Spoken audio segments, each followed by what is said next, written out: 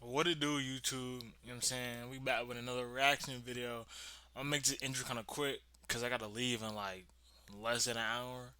So I'll make it quick. Make sure you like the video, comment, subscribe, and as always, the link to the original video is not gonna be in the description because I ain't locked that feature yet. But let's get into it, man. I got my comfort snack and my drink. You know what I mean? Some Sprite. Not sponsored, but hopefully soon. You know what I'm saying? But let's get into it though. Sisters, our grandparents, and I for dinner at my mom's house. My older sister Nancy has been moved out for years. My younger sister Jamie and I still live at home with our mom. Our grandparents live 20 minutes away. Our dad's side of the family all live in a different town. We were all helping out with cooking and such, and our grandma was bringing over some food as well. We always do Thanksgiving dinner at 6 o'clock sharp. Our grandparents arrived at like 5 o'clock. We had to go out and help them walk through the rain up the front stoop to make sure they didn't slip. It was really bad out. Once they were here, we put the football game on in the living room, and I sat with my grandparents and watched football with my grandpa, who's a big Cowboys fan. My sisters were in the kitchen helping my mom with the food. The rainstorm created for a more comfortable and relaxing Thanksgiving evening. That is, at first. When it was time to set the table, I went to help. We were all at the table by 6 o'clock as per the usual. We had a giant selection of food for the small amount of people we were. Turkey, leg of lamb, potatoes, stuffing, corn, cranberry sauce, cornbread, and more food I'm probably forgetting. We were all at the table eating, drinking wine, and talking before we migrated to the living room, where there we all watched the football game. Then, sometime before the game ended, the doorbell rang. It was still pouring outside, and we weren't expecting anyone else. Our mom said, "Oh no, what if that's your father?" Long story short, our parents don't speak, but the idea of our father coming to surprise us wasn't impossible. My mom told me to go check who it was, so I went to the door and yelled through it, "Who is it?" But the sound of the pouring rain on the front awning drowned out the sound of a male's voice on the other side. So I opened the door, with the storm door still closed and locked. There was a black man on the other side of the door. He was in some really big rain jacket with the hood up. When I opened the door, he walked closer and yelled something through the door. I had to ask him to repeat it twice before I understood him to be asking for food, saying he's hungry. Then he said something along the lines of, "The Lord will give you good karma if you spare some food." I said 1 second. I went to the living room and told my mom there's a possible homeless or just very hungry man asking for food at the front door. My mom said close the door, while my grandma said give him some food. I said I'll make a little paper plate of food for him from the leftovers. I went to the kitchen, grabbed a bunch of paper plates to account for the rain outside ruining them, and then sandwiched some of the leftovers together with them.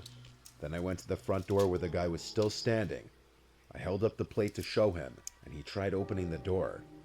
I yelled, "Wait, it's locked." But I already was wary now after he tried opening the door.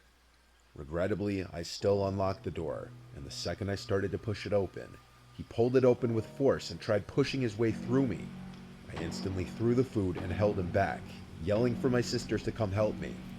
As Nancy came to help shut the door, I saw two more guys rushing up the front walkway to the door. I managed to push the man out enough to clear the door, and I helped my sister slam it shut. The second it was locked, I ran to the backyard door to make sure it was locked. I was the only able-bodied man in the house, and I felt like it was on me to protect the house. My family was in hysterics as we were brainstorming what to do. Not so shockingly, we settled for calling the police. My mom called while I kept going from window to window looking outside. It was hard to see out through the pouring rain, but through the backyard window, I saw a couple men running through the grass to the back door. I'd imagine they tried opening the back door and failed, and then I saw them running through the grass again back to the gate. Then they were gone. When the police got here, the food that I dropped onto the front stoop was still just sitting there, I'm all about to say scattered that on the wasn't porch. necessary. Not that it wasn't obvious that those guys didn't come for the food, but it's something worth mentioning. Our Thanksgiving was almost turned into a complete nightmare if it weren't for my and my sister's quick reactions. I know my grandma had her heart in the right place, wanting to help the seemingly needy, and I was influenced by her. But unfortunately, we live in a world where sometimes trying to do the right thing could bite you in the ass. We installed the doorbell camera soon after this. That ring camera. Stop taking meeting notes and let ClickUp AI Note Taker do it for you. It allows you to focus on your meetings. But yeah, man, like you trying to rob a house on Thanksgiving? Nigga, the house is full of people. Now, what if their dad was in their lives and had a shotgun just sitting in the living room, whole stomach would have been a hole where his stomach is. Like, come on, bro. Like what? Come on, bro. Robbing a house on Thanksgiving is crazy, yo. It was Thanksgiving night. I was over at my parents' house for dinner since they were hosting this year. I ain't I never got been to that see some rough, you know cousins what and I mean? uncles I hadn't seen in almost a year. We had a typical Thanksgiving gathering for our family. My parents cooked a big meal as usual. Before dinner, though, I got a long essay of a text from some unknown number. I won't share it because it contains a lot of personal revealing details. But it started with, "Hey Melissa, hope your Thanksgiving is going well." Then I quickly came to realize who it was that sent this text. It was this crazy stalker guy named Kevin who I'd never even met before. We matched on a dating app and texted and snapped for a while, but we never met. He gave me obsessive vibes, and when I politely rejected going on a date with him, saying I don't think we have much in common, he got even more obsessive and aggressive. He even threatened me What's one wrong with time when y'all I niggas? posted a snap story of my friend and I getting drinks because he thought I was on a date with a guy. That was What's wrong with some of y'all men, bro? when I Just blocked him on everything: Snapchat, Instagram, and his number. But the weird, contacts man. didn't I mean, stop hell, this is why females think every guy's weird. Like, come on, bro. there. I get random Instagram accounts with 0 followers attempting to follow me, and I block them each time. Same thing on Snapchat. I'd get random accounts adding me with different guys' names every time. Whenever I'd add Swedish. them back out of curiosity, their snap scores were always 0. After reading the entire message, I was disgusted. He was gaslighting me and borderline threatening me. I replied, "If you keep contacting me, I will go to the police." It took so long to form a reply I was okay with that my grandma got annoyed and asked me to put my phone away.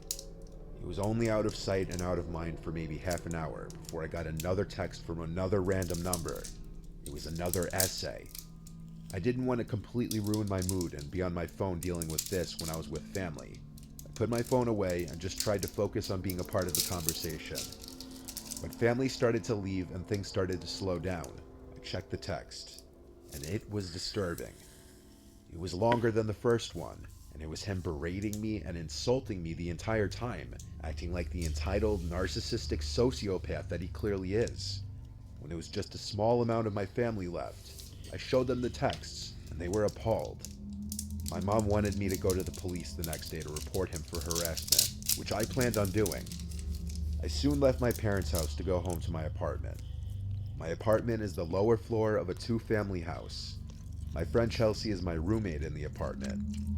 I got home before her, and I went straight to my room to look for Christmas movies to watch. My phone started ringing, and it said unknown caller. I knew it was him. I denied it and silenced my phone. I put on some silly rom-com Christmas movie to fall asleep to. It was called Surviving Christmas. All I remember about it is that it had James Gandolfini in it. It was late at night, so I didn't plan on making it through the movie. I was getting sleepy halfway through the movie when I heard walking from outside my room in the house. It was in the apartment, not from upstairs, so I assumed it was Chelsea getting home from her night with her family. The footsteps came straight to my door. Then someone attempted to open my door. I always lock my bedroom door at night, even though I trust Chelsea. It's just a natural habit I have. I paused the movie and listened as the doorknob turned a few more times. Before I yelled, "Chelsea?" Then it stopped. I heard quiet footsteps walking away from the door. I grabbed my phone, about to call Chelsea, and I saw a bunch of texts on my screen from a third random number. The most alarming one was a threat saying, "Good thing you made it obvious where you live." I tried calling Chelsea like 5 times, but she never picked up. I called my parents a bunch of times until my dad picked up. I whispered into the phone that I think that crazy stalker was in the house. My dad said to stay put. He was coming over right away. We lived 10 Hopefully with minutes a away from gun. each other, but he made it to me in 5. That's how fast Shoot he that drove here. nigga. During that time, I stayed on the phone with my dad the whole time until Chelsea called me back. And that's when she told me that she wasn't coming back to the apartment tonight. So it for sure was not her. When my dad got here, the front door was locked. I had to let him in. I swore to him that I wasn't imagining what happened, and so after we tore the place upside down, he went to the big sliding window by the kitchen, big enough that anyone could fit through, and he lifted it open. He turned to me and gave me a stare of disappointment. He scolded me after learning that I didn't lock the windows every night, and said, "Here's my answer on how someone got in here." I went back home with him and slept at home that night. First thing in the morning, my dad took me to the county court's office where they gave us step-by-step instructions for getting a temporary restraining order. Skipping most of the legal process of this story, I eventually did see Kevin in person when I had to go to court to get the restraining order extended. The judge granted the extension, and though I could never prove he broke into my apartment, his threatening texts were plenty, and if he ever contacts me again through any outlets, he'd be arrested. This was a truly dangerous man, and I hope he hasn't found anyone else to harass. Hi, I'm JT, and I made Result Hunter, the search engine for conservatives. Let me just tell you what What's it wrong with does. some of you First of niggas, all, bro?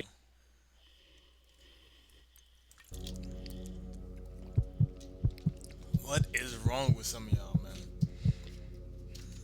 Most of my family lives in a rural Is the pub that worth it? Like, is it really? Is the girl that bad? Probably not. Probably not. You know what I mean? Like, I don't know. You know, I'm never stalk a female ever in life, but like, she at least gotta be bad. We all gotta be in agreement. Like, oh yeah, okay, yeah, she's bad. I understand. Like, you know what I mean? Like, but like, come on, man. Like, bruh. part of Central Florida, closer to the East Coast though. My Uncle Ben was hosting Thanksgiving one year. His house sits on a huge lake with like 5 other houses, that's it. I don't want to give the name of the lake or the town because that would be doxing my uncle basically. It's not a fancy house and setup like you're picturing, trust me. It's rustic, but private and spacious. My uncle is a bit of a redneck, but he makes our holiday gatherings more fun. Him hosting Thanksgiving this year meant that he'd be going all out, making it like a party basically, with music, cornhole, coolers full of beers, and all of that good stuff. We got to his house around 3. During the day, we all drank some beers, ate some snacks like chips and dip, and played drinking games together. Card games, cornhole, and even basketball with my cousin. Though the basketball didn't last long, with 3 beers and a bunch of chips in our stomachs. This all went on for a few hours with music blasting. An unusual way of celebrating Thanksgiving, I know. Then as it started getting darker around 5:30, Aunt Mel and Uncle Ben started bringing the food out to the table. They set the table up under the big gazebo. It was around sunset when everything was set up and we were all eating. The gazebo has lights, so when it got really dark, the lights turned on.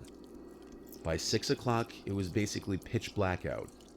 My uncle's probably the only one alive who insists on doing Thanksgiving dinner outside, but we all enjoy it. It makes it more fun. The fun soon ended though. My cousin suddenly pointed out past me to the woods, saying, "Dad, who's that?" Uncle Ben turned around and said, "Who the hell?" There was someone standing out in front of the woods like a statue, watching us eat. Uncle Ben stood up and started walking over to the guy standing by the woods, and then he yelled, "Can I help you with something?" I'd say he was about halfway to the woods when the guy turned around and ran into the woods. Uncle Ben turned around and laughed. He was definitely drunk by this point, finding humor in this. He said must be one of the local nuts as he came back to the table to sit. My Aunt Mel was not as amused, and I kind of agreed with her. That was creepy. My dad joked that between all the men here, there's nothing to worry about. The lightheartedness of this did not last though. This time I spotted the guy. He was standing by the woods again, though closer to the lake this time. I pointed it out to everyone. My uncle got up, pissed off this time. He started marching over again, yelling and taunting the guy. His drunkenness was really starting to show now, just in the way he was confronting the trespasser. But then we noticed there was another guy in the woods, on the complete opposite side of the yard. And when the one guy that Uncle Ben was approaching ran into the woods again, the other one stayed put. As Uncle Ben came back to the table, we said there's another one, So my cousin, myself, and my dad all got up now, ready to help my uncle confront these people. And with that, the second guy ran into the woods. By this point, we decided it was time to clean up. He say he redneck. He better have a gun. I know he got some type of rifle. We I know started it. all cleaning the table and bringing plates and food inside to the kitchen. When everything was cleared out of the gazebo, we all sat inside the living room. Uncle Ben left the lights on outside, because I know he and Aunt Mel were on high alert with people running around their property being creeps. They didn't look like kids, that was the thing. And who would do this on Thanksgiving is the question. Our accepted theory was at the time that it was just some drunk older teens or young 20-year-olds with no family gatherings messing around being assholes. Eventually, I wanted to grab another beer, which was in the cooler outside still. As I got up, Uncle Ben and my dad both asked me to grab one too. So I went outside and walked over to the gazebo. I made it to the cooler, suddenly feeling really uneasy. The gazebo light was off now. I looked around, analyzing my surroundings. I grabbed as many beers as I could hold, just so I wouldn't have to come back out here again. Then I started walking back to the house, when I heard one of the chairs under the gazebo sliding on the concrete. I turned around, and there was someone under the gazebo, walking around the table. He looked massively tall, like 6'5". I started yelling for Uncle Ben as I ran back to the house. He, along with my dad, came out, and I said there's a guy over there. And then, as if someone else was responding to me saying that, there was a banging from the other side of the house, like someone was hitting the siding with their hand. Seeing my uncle and my dad genuinely frightened made me frightened too. We went inside, and Uncle Ben locked the door. We didn't know how many people were outside of the house, but we felt like the house was surrounded. And Aunt Mel started shutting every last curtain and blind in the house because we felt like we were being watched from the outside. Uncle Ben called the police, which was a first. It felt completely out of character for him to involve the police in anything.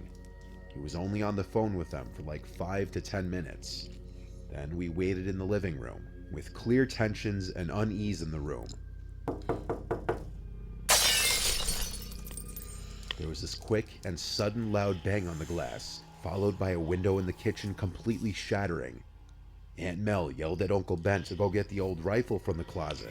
Get the He yelled gun, back the thing hadn't please, been loaded man. in years. Luckily, the police Jesus. response time was pretty good. A singular beep of the siren from the police car outside let us know he arrived. One of the people outside had thrown a brick through the window with a note attached to it, saying, "Leave now, you fucking faggots," which felt like a threat. His Trump flag was also missing the next day, which created the possibility of those people's motives being political. That's really the most realistic theory, because unless my aunt, uncle, and cousin are secretly the worst neighbors ever, I see no other reason why their house would be a target for something like this. On Thanksgiving, nonetheless. There really are some sickos out there. Well, guys, man, I wasn't expecting that. Man, I was like, man, these aren't really scary. And then that sound effect, man, messed me up. But guys, yo, if you like the video, you know what I'm saying, like the video, comment, make sure you subscribe, man. Again, 2 videos coming out per week, man. You know what I mean? I'm gonna be dropping this. Um,